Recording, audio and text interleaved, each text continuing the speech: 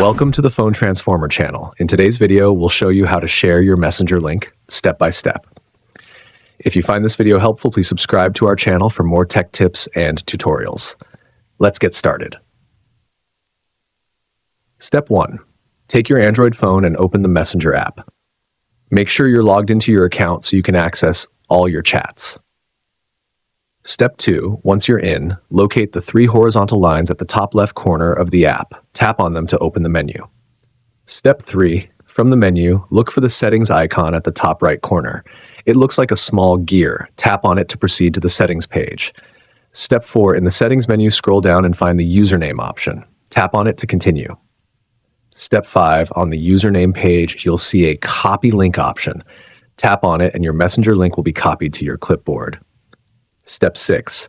Now go back to the home chat menu, select the person you'd like to share your link with, paste the link into the chat, and hit send.